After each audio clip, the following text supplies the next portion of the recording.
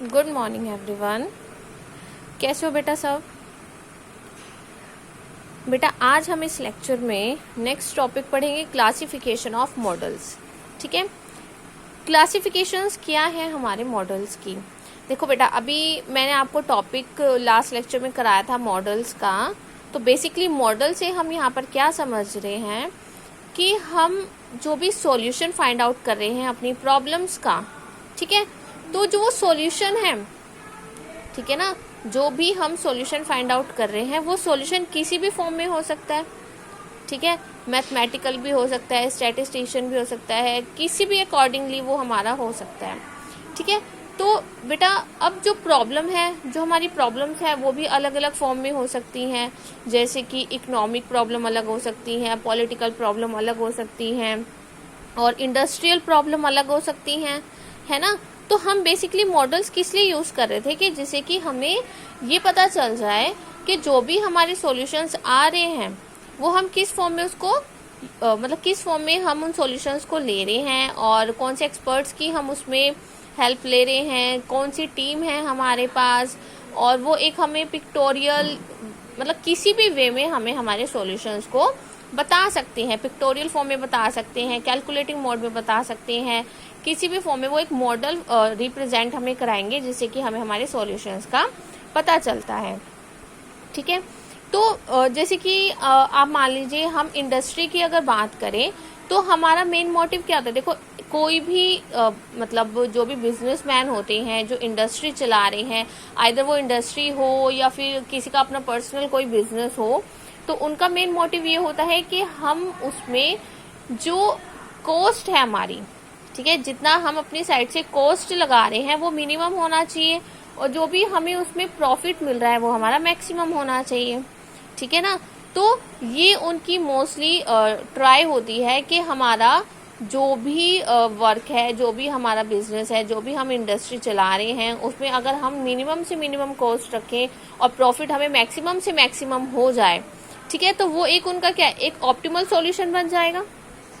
ठीक है ना, कि वो जो भी क्राइटेरिया लेकर चल रहे हैं, जो भी मेथड अप्लाई करके चल रहे हैं अपनी इंडस्ट्री में, वो वर्क कर रहा है कि हमने कॉस्ट मिनिमम से मिनिमम ली और हमने क्या किया, अपने प्रॉफिट को मैक्सिमम से मैक्सिमम लिया।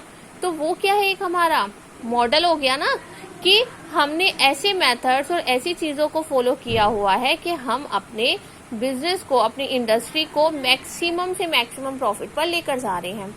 अब वो मेथड्स क्या हो सकते हैं, वो सॉल्यूशंस क्या हो सकते हैं, ठीक है ना, क्योंकि हर कंपनी में, हर इंडस्ट्रीज में कुछ ना कुछ टीम, कोई ना कोई एक्सपर्ट्स ऐसे होते हैं जो अलग अलग मेथड्स, अलग अलग चीजों को लेकर आते हैं और उनको सॉर्ट आउट करते हैं।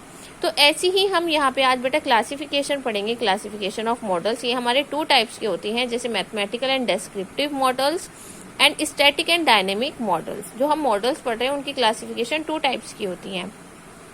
जैसे देखो फर्स्ट है आपका मैथमेटिकल एंड डिस्क्रिप्टिव मॉडल। बेटा ये जो सारी थ्योरी है, आज मैं ये सारी थ्योरी नहीं पढ़ूंगी, ओवरव्यू दे रही हूँ और आज मैं आपको ये दोनों टॉपिक एक एग्जाम्पल की फॉर्म में समझाऊंगी। ठीक है ना, पहले इसके 1-2 लाइन्स हम रीड आउट कर लेते हैं। जैसे मैथमेटिकल एंड डिस्क्रिप्टिव मॉडल में वो हमें कह रहा है, in mathematical model the various parameters and variables explaining different operations of a system are expressed in mathematical terms and the relation are explained by means of mathematical equations और inequalities। तो वो हमें कह रहा है कि मैथमेटिकल मॉडल हमें यहाँ पर क्या बता रहे हैं, वो कुछ पैरामीटर्स और कुछ वेरिएबल्स को एक्सप्लेन करता है। ठीक है ना, जैसे मान लीजिए आपने 12th क्लास में एक मेथड पढ़ा होगा, लीनियर प्रोग्रामिंग प्रॉब्लम, है ना। लीनियर प्रोग्रामिंग प्रॉब्लम सभी बच्चों ने पढ़ी हुई है +2 में। उसमें बेटा हमारे पास क्या होते हैं, जो हमारी प्रॉब्लम्स होती हैं, जैसे ट्रांसपोर्टेशन प्रॉब्लम हो गई और जनरल प्रॉब्लम्स हो गई, वो सब हम एलपीपी में पढ़ते हैं। ठीक है ना, तो उसमें देखो हमारे पास वेरिएबल्स होती हैं, पैरामीटर्स होती हैं और जो हमारे पास वहां पे, ये तो हमारे मैथमेटिकल टर्म्स हो जाएंगे, और जो रिलेशंस हम वहां पर पढ़ते हैं वो हमारी इक्वेशंस होती हैं या फिर इनइक्वालिटीज होती हैं। ठीक है ना, इक्वेशंस पढ़ते हैं जैसे for example x + 2y is equals to 3 या फिर x + 2y is less than equals to 3। तो हम वो क्या करते हैं मैथमेटिकल टर्म्स में और अपने इसमें क्या कहते हैं आई मीन LPP में हम पढ़ते हैं, जिसमें हम अपने मैथमेटिकल टर्म्स का यूज करते हैं। तो वो हमारा क्या है, प्रॉब्लम सॉल्विंग ही तो है।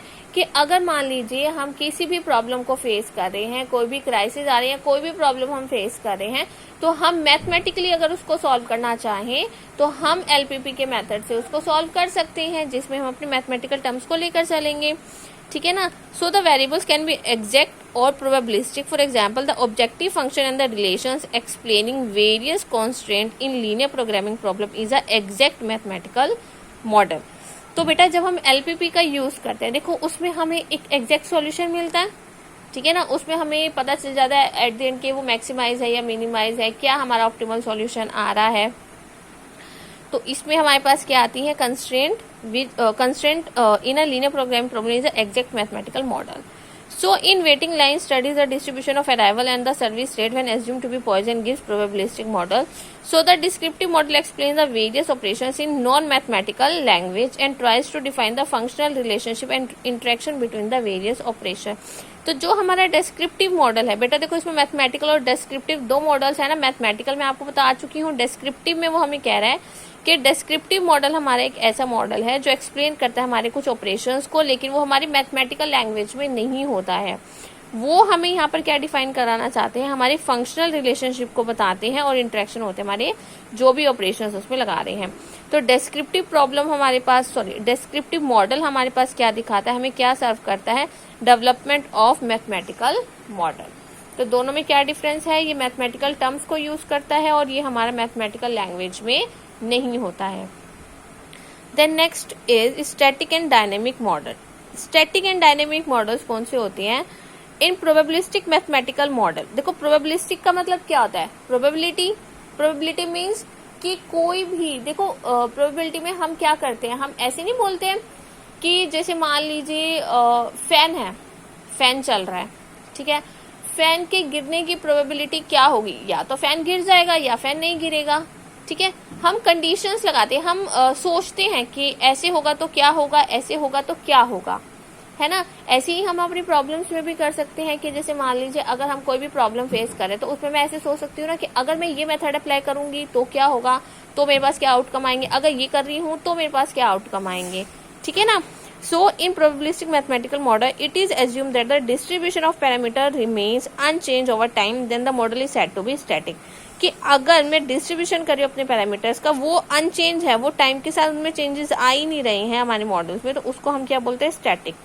Here it is assume that the characteristic of the system that pertain in the past will also pertain in the future. That is कि अगर हमारे पास इन्वेंट्री प्रॉब्लम्स हैं, देखो इसमें हमारे पास क्या होता है बेटा, ये वाला मैं आपको अभी एक एग्जाम्पल लेकर समझाती हूँ कि वो इसमें बेसिकली कहना क्या चाह रहा है। पहले हम ये थ्योरी पढ़ लेते हैं, फिर मैं आपको ये एक एग्जाम्पल लेकर समझाती हूँ कि वो कहना क्या चाह रहा है। Whereas in dynamic model, the changes in the distribution of parameter of the model with time are taken into consideration. देखो स्टैटिक और डायनेमिक में क्या डिफरेंस है कि उसमें हमारे पास जो भी चेंजेस मतलब जो भी हमारे पैरामीटर्स है उसमें कुछ भी चेंजेस नहीं आते हैं अकॉर्डिंग टू द टाइम, तो वो हमारे क्या हो जाते हैं, स्टैटिक। और डायनेमिक मॉडल्स में हमारे पास क्या आते हैं, चेंजेस आते हैं in the distribution of the parameters of the model with the time. For example, in replacement models where the items are immediately replaced on failure, कि देखो बेटा कई बार ऐसा होता है ना कि अगर मैं कोई सॉल्यूशंस ले रही हूँ और वो हमारा वर्क नहीं कर रहा है, मान लीजिए कि हमने सोचा चलो ये मेथड अप्लाई कर रहे हैं, वो वर्क नहीं कर रहा, तो हम सडन एकदम से क्या करेंगे, चेंज करने की कोशिश करेंगे कि नहीं अगर ये हमारा वर्क नहीं कर रहा है तो हम इसको छोड़कर हम कुछ और फॉलो कर सकते हैं। ठीक है ना। So the model will be dynamic if random fluctuations of failures about a mean of a given distribution are taken into the consideration. ठीक है। So similarly in a dynamic inventory model the reorder point is specified by a certain stock level, so the dynamic models are more realistic and control the solution under changing conditions. कि dynamic models हमारे basically क्या है कि वो एक realistic है। क्यों है रियलिस्टिक, क्योंकि बेटा अगर हमारे पास कोई भी प्रॉब्लम्स आ रही हैं, हम उसको किसी भी मेथड से सॉल्व करना चाह रहे हो और अगर वो नहीं हो रहा है तो you can change your solutions, you can change your methods and then you can go to the proper way of the solution. So in these models the initial information can be continuously improved and updated with the time. देखो बेटा अब मैं आपको एक example दिखाती हूँ। देखो मैं आपको ना ये जो 2 एग्जाम्पल समझाना चाह रही हूँ बेसिकली किस लिए है, ये आपका मैथमेटिकल के लिए है, ये आपका प्रोबेबिलिस्टिक के लिए है। ठीक है, जैसे अभी मैंने मैथमेटिकल मॉडल बताया है ना, तो देखो यहाँ पर एक मैंने ये डायग्राम टाइप सा बनाया है, इसमें वो हम क्या कह रहे हैं, जैसे मान लीजिए ये एक पाथ है, ठीक है ना, फ्रॉम 1 2 3 देन 4 देन 5 देन 6, इसको सिंपली एक पाथ समझ लीजिए। इसमें हम कह रहे हैं कि जो ए है, ए जो भी वर्क कर रहा है 5 आवर्स में कर रहा है, जो बी है वो 3 आवर्स में कर रहा है, जो सी है वो 4 आवर्स में कर रहा है, जो डी है वो 6 आवर्स में कर रहा है, सेम अप टू सॉन। हमने यहाँ पे क्या किया है, ये जो अल्फाबेट यहाँ पर मैं डिफाइन करी हूँ, वो कोई भी पर्सन्स हैं जो इतने आवर्स में अपने वर्क को कंप्लीट कर रहे हैं। ठीक है, so this is called like a mathematical model, कि उन्होंने हमें बता दिया कि ये ए जो है वो 5 आवर्स में करेगा, बी 3 आवर्स में करेगा, और एक ना कंप्लीट आइडिया हमें बता दिया है कि इनके अकॉर्डिंगली वो अपने वर्क को कंप्लीट कर रहे हैं। So this is called your mathematical model. और यहाँ पर देखो सेम पाथ है, सेम वर्क है, लेकिन वो हमें कह रहे हैं कि जो ए पर्सन है, जो भी हम उसको वर्क दे रहे हैं, अगर वो थोड़ा नॉर्मली रहा, ठीक है, कि जो भी वर्क दिया है अगर वो नॉर्मली रहा तो वो 3 आवर्स में कर सकता है। थोड़ी सी अगर प्रॉब्लम उसको फेस हुई तो वो 5 आवर्स में कर सकता है, और ज़्यादा प्रॉब्लम हुई तो क्या पता वो 6 आवर्स में कंप्लीट करे। कंडीशंस है ना, ज़रूरी तो नहीं है कि ए पर्सन को मैं जो भी वर्क अलॉट करूंगी वो उसको एकदम से 3 आवर्स में कंप्लीट कर ले। ऐसा भी तो हो सकता है ना कि उसको सॉल्व करने में, उसको कंप्लीट करने में जो भी वर्क होगा XYZ, जो भी हम उसको काम दे रहे हैं वो उसको कंप्लीट कर पाएगा या नहीं कर पाएगा। कुछ प्रॉब्लम्स आ गई या कुछ भी वो फेस कर रहा है तो 3 आवर्स की बजाय 5 आवर्स में कंप्लीट करे, 5 आवर्स की बजाय 6 आवर्स में कंप्लीट करे। तो ये क्या हुआ, प्रोबेबिलिस्टिक, कि हम यहाँ पे क्या कर रहे हैं, एक प्रॉपर वे नहीं बता रहे हैं, हम एक कंडीशंस लगा रहे हैं कि ऐसे भी हो सकता है, ऐसे भी हो सकता है। तो इसमें हमारे पास कोई भी एक फिक्स नहीं है, ठीक है ना। यू कैन चेंज कि आपका 3 नहीं हुआ तो आप 5 में कर लो, लेकिन अगर कोई प्रॉब्लम आ रही है तो आप ऑब्वियसली इसमें अपना टाइम बढ़ाओगे, टाइम बाउंड नहीं होगा। तो ये हमारे पास क्या हो जाती है, प्रोबेबिलिस्टिक, कि अगर बी है वो 2 आवर्स या 3 आवर्स या 4 आवर्स तक के लिए कंप्लीट करेगा। तो प्रोबेबिलिस्टिक में क्या होता है बेटा, कि हम लोग कंडीशंस के अकॉर्डिंगली देखते हैं कि हमारी प्रॉब्लम्स इस वे में अगर सॉल्व हो रही हैं तो क्या बीच में भी अगर उसको सॉल्व करने में, उसको इम्प्लीमेंट करने में हमारा टाइम लग रहा है तो हम उसको फर्दर आगे उसको बढ़ाते रहते हैं। ठीक है, तो ये एक छोटा सा एग्जाम्पल आपको समझाने के लिए मैंने बताया है कि हम अगर मॉडल्स अपने ले रहे हैं तो मॉडल्स में हमारी अलग अलग कंडीशंस होती हैं, तो इनकी हेल्प से हम अपने सॉल्यूशंस को क्या करते हैं, सॉल्व करते हैं। ठीक है बेटा, तो आज के लेक्चर में इतना ही करते हैं। इसके नेक्स्ट लेक्चर में मैं आपको एडवांटेजेस एंड डिसएडवांटेजेस बताऊंगी और कैरेक्टरिस्टिक बताऊंगी आपके गुड मॉडल की। ठीक है, थैंक यू।